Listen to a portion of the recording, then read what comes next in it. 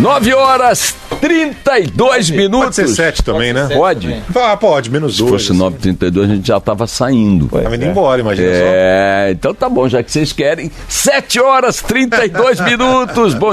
Bom dia. Eu sou Ricardo Boechat, a Band News FM. Nós vamos ficar juntos até às 9h qualquer coisa da matina, com as principais notícias nacionais, internacionais, o nosso time de colunistas, de comentaristas, todas as equipes da Band News FM espalhadas pelo Brasil, pelo mundo. Obrigado a você, meu amigo, minha amiga, que está nas praças que compõem a Rede Band News FM. Bom dia para Belo Horizonte, para Brasília, para Curitiba, para Fortaleza, para João Pessoa, Manaus. Cadê aqui que tá apagado? Miami, Maringá, Orlando, Porto Alegre, Rio de Janeiro, Salvador, São Paulo, Tampa, Vitória e sabe onde mais? Onde mais? Viana do Castelo. Que maravilha. Viana do Castelo, de onde nos escreveu agora há pouco o Fabiano Magalhães. O Felipe Bueno viu aí a mensagem dele no nosso WhatsApp. Viana do Castelo é uma cidade portuária no norte de Portugal, perto já da Espanha, e de lá o nosso Fabiano Magalhães informa que está ligado na Band News FM. Um abraço para você, Fabiano. Nossa audiência em Viana do Castelo é de 92%. Quem nasce em Viana do Castelo, o que é? Vienense. Ou vianês. Ou vianense? Não, vienense é o de Viena, né? Vianense. De Viana, né? Vianense. Português com certeza é. Ou então castelano. Castelano. Pode ser também. Ou viano-castelano. E por que nós estamos discutindo esse detalhe? Para enrolar aqui, que é para o sinal abrir lá para a televisão, né? Minha gente, olha, obrigado pelo carinho. Mande para cá sua mensagem. O nosso WhatsApp é o 11 999 592 100. 11 999 592 100. O nosso e-mail, né? O correio eletrônico é ouvinte@bandnewsfm.com.br, ouvinte@bandnewsfm.com.br. Deixa eu também dar um abraço muito grande para o Luiz Megali, para a Júlia Duailib, no comando da bancada do nosso Café com Jornal, o melhor telejornal matutino do Brasil. Também para a Fabiana Panachão, está lá de plantão na bancada do nosso Band News TV. Sintonize agora a TV Bandeirantes ou Band News TV, você terá as imagens ao vivo aqui dos estúdios da Band News FM em São Paulo. Eu vou continuar insistindo nesse bate-papo matutino quando houver notícia relativa a esse assunto, numa batata quente que está aí esperando definição da intensidade do fogo, do tipo de panela, do braseiro, também de quem vai comê-la uma vez chegando no ponto adequado, ou se ela vai ser retirada dali para ser plantada novamente para produzir novas mudinhas de batatas, enfim. Essa batata quente é a tal hipótese da prisão do Lula. Para quem está imaginando que isso não pode acontecer em hipótese nenhuma, não vou entrar no mérito dos argumentos, os acontecimentos recentes têm sido ruins, né? O presidente não conseguiu acolhimento para o seu habeas corpus preventivo no STJ, por medida monocrática do ministro que estava de plantão na corte no recesso. Terminado o recesso agora, um novo recurso para esse habeas corpus preventivo contra a prisão do ex-presidente vai ser julgado por uma turma. O relator dessa turma, o presidente dessa turma, não me lembro qual é a posição dele, é visto como um juiz de muita severidade. Então as expectativas de que esse habeas corpus preventivo seja concedido no STJ é vista com muita parcimônia por quem está acompanhando o assunto. Claro que haverá sempre a possibilidade de um recurso ao Supremo Tribunal Federal, a saber como vão andar as coisas por lá.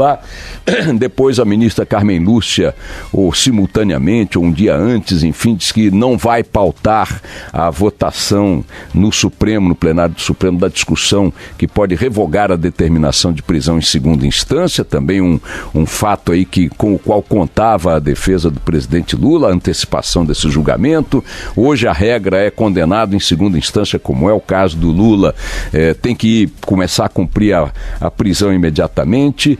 O Tribunal Regional Federal da 4ª Região, a percepção geral é de que também não acolherá nos embargos de declaração apresentados pela defesa do Lula, argumentos que possam alterar a sentença ou a recomendação de que a prisão seja cumprida tão logo concluídas essas etapas. E ontem mais uma declaração vista como ruim para o ambiente em torno de Lula foi dada pela ministra Carmen Lúcia, em que ela criticou forças ou grupos que atacam a justiça, que tentam desprezar a justiça, enfim, um discurso duro da ministra Carmen Lúcia, que não citou nenhum alvo, mas que hoje, na unanimidade das análises na imprensa, este alvo é visto como o PT, seus aliados, e o discurso de que Lula não pode ser preso ou não pode ser submetido ao que a justiça determinar. O Lula andou dizendo que não deu declarações, que não respeita a decisão do Tribunal da 4ª Região, e isso afetou ali o ambiente dos tribunais em torno desse julgamento. A situação de Lula do dia do julgamento para hoje, no que diz respeito à possibilidade de sua prisão, está piorando, só tem piorado. Nestes sinais que não necessariamente indicarão, matematicamente, ninguém pode dizer que apesar dos sinais serem esses, ninguém pode dizer que isso significa 100% de que o desdobramento dessa novela resultará na sua prisão. Temos que esperar para ver. Por que eu estou voltando a esse assunto? Porque eu insisto em dizer que este é a peça do tabuleiro político do momento de maior dramaticidade, para um lado ou para o outro. Se Lula for preso, o efeito natural desse troço na política, na discussão, na eleição e tal, o impacto dessa notícia nacionalmente, até mesmo fora do Brasil, tem uma dimensão polêmica, certamente vai produzir muita discussão, muita polêmica, muito protesto. E se ele não for preso também, porque a Folha de São Paulo apresentou na sua pesquisa esses dias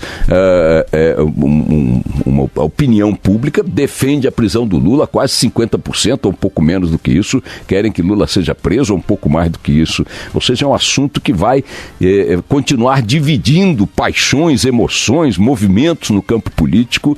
E ontem, repito, por isso eu estou voltando ao assunto, mais um movimentozinho no tabuleiro indicou que o ambiente para Lula está piorando.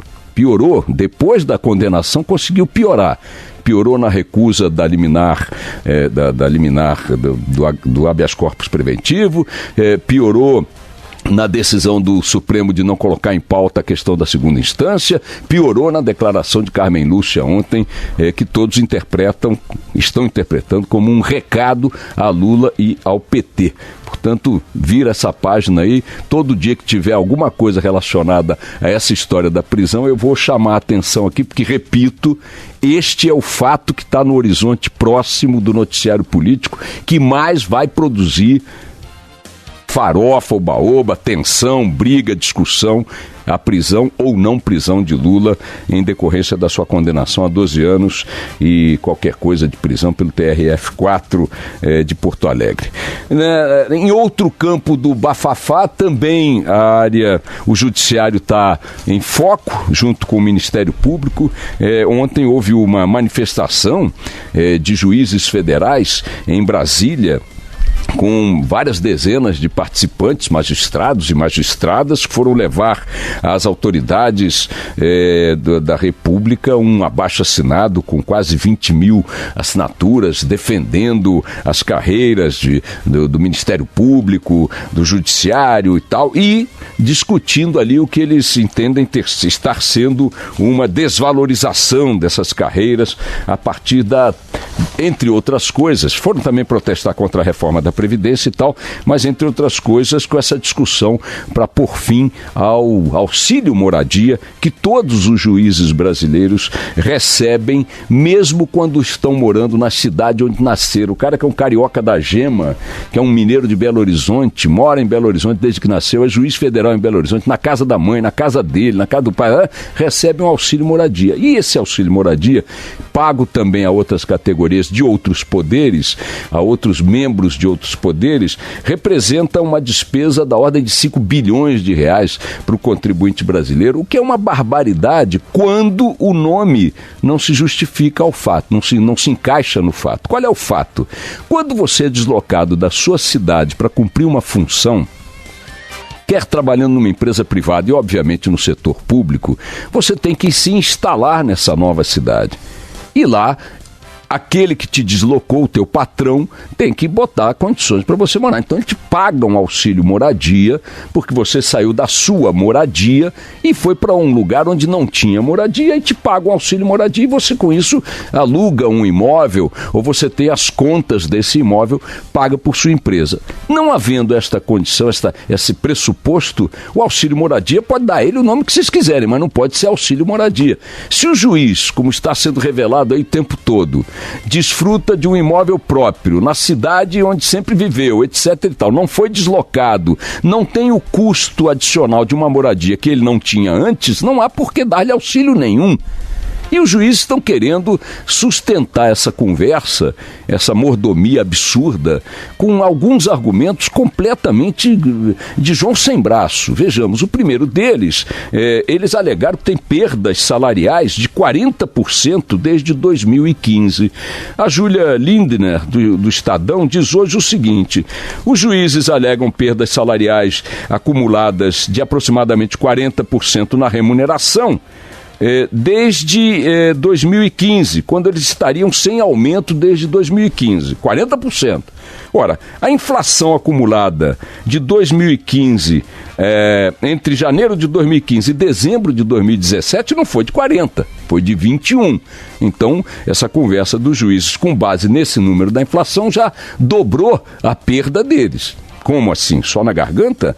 Depois, em 2015 mesmo, ano que eles incluem nesse cálculo de perda hipotética de 40%, os magistrados tiveram um aumento de quase 15%. Então a primeira coisa, já que eles não explicaram como essa perda de 40% se deu, é dar transparência a esse argumento para que ele não pareça uma mentira. Cadê os dados que justificam, que fundamentam uma perda de 40% no salário dos magistrados? Não parece ter fundamento na realidade. A outro argumento que eles estão usando, e portanto eles alegam que o auxílio moradia é uma maneira de compensar isso, etc. e tal.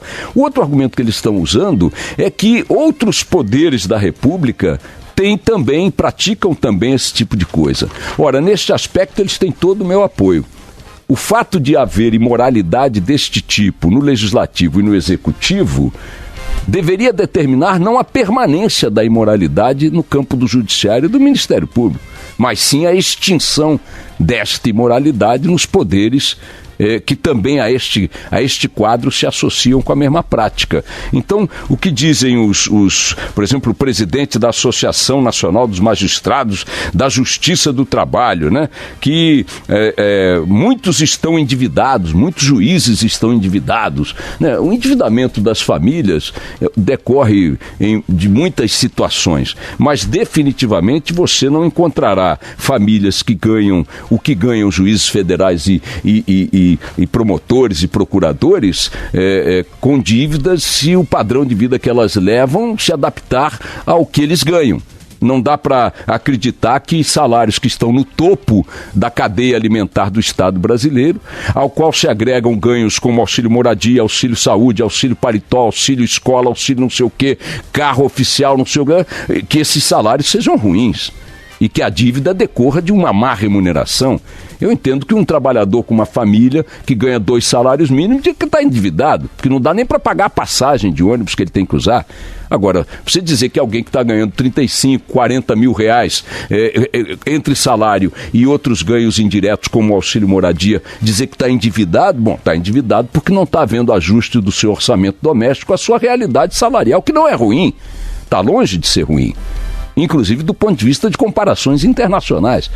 Então, outros dizem, bom, eles estão querendo atacar o judiciário, mas vejam, isso está acontecendo no legislativo e também no executivo. Ótimo que eles usem esse argumento, mas devem se mobilizar para acabarem com isso no legislativo e no executivo, e não para manter no judiciário.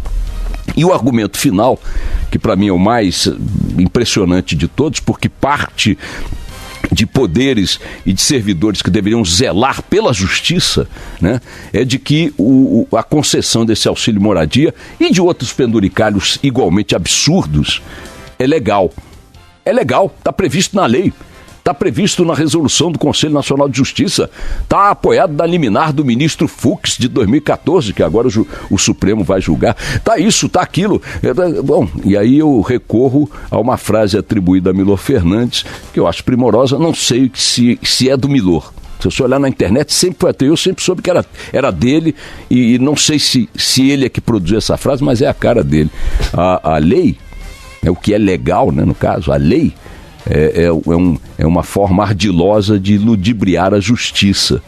Então, os ilustres magistrados são juízes, tem que olhar para a justiça.